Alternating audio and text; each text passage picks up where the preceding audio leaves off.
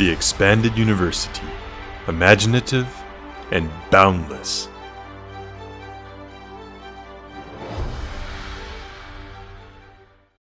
Did you know that George Lucas appears in the narrative of real Star Wars? No, I am not referring to the good Baron, which he portrayed in Revenge of the Sith. The appearance I'm speaking of is much deeper.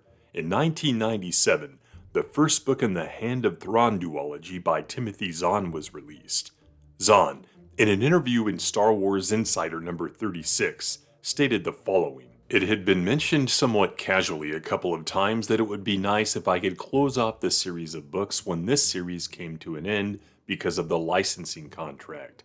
I thought about it for a year or two before I finally decided that I was interested in going back to the Star Wars universe, and that I had a story that would fit the universe.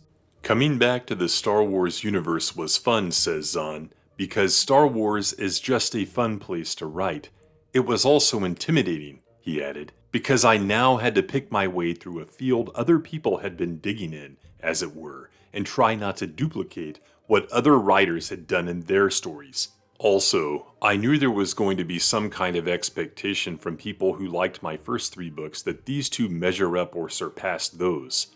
That's always hard for a writer to do. It's clear he wanted to come up with something different, and he achieved that.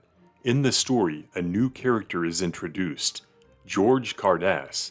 In the Heir to the Empire trilogy, Thrawn plays the role of an enigmatic person whom the main characters must seek to learn about in order to defeat the Imperial Remnant's disturbingly successful strategy. George Cardass filled that enigmatic role in the Hand of Thrawn. The character looks familiar, doesn't he? This image is taken from the cover of the Japanese version of Outbound Flight, a novel released almost 8 years later. The art is by Tsuyoshi Nagano.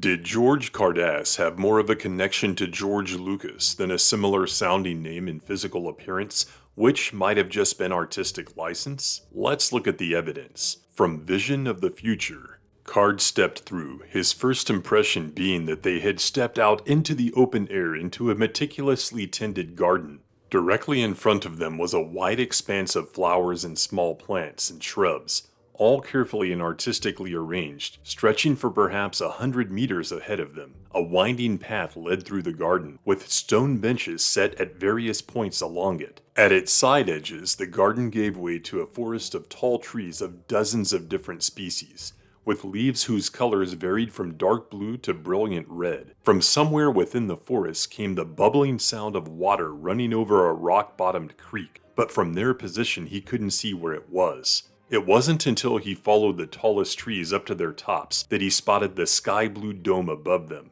a dome that flowed down into unobtrusive walls behind the stands of trees. Yes, it's all inside, Cardass confirmed. Very much inside, in fact. We're under one of the mountains to the east of Rentata City. Beautiful, isn't it? You tend to it yourself, Card asked. Let's stop right there and take a look at this sunroom from Skywalker Ranch. It interestingly resembles some of Card's observations. Let's read on. In an indirect way, yes, this is my conversation room, as beautiful as the garden in its own way. Yes, Card agreed, looking around. The conversation room was laid out in more or less classic high Alderanian style, done up in dark wood and intertwined plants, with the same feeling of expansiveness as the garden outside. He was standing at the outer rim of a circular room that appeared to be even bigger across than the garden they'd just left. The floor of the room dipped, amphitheater fashion, toward the center, where he could see the edge of what looked like a workstation or computer desk, arrayed in concentric circles around the desk, with only narrow walkways separating them, were circle after circle of 2-meter-high data cases. And filling each of the shelves on each of the data cases were data cards. Thousands and thousands of data cards. That detailed description definitely resembles the library at Skywalker Ranch. This is when Star Wars, the expanded universe, and even Timothy Zahn were fun. Making reference to George Lucas and the Skywalker Ranch within the narrative is awesome.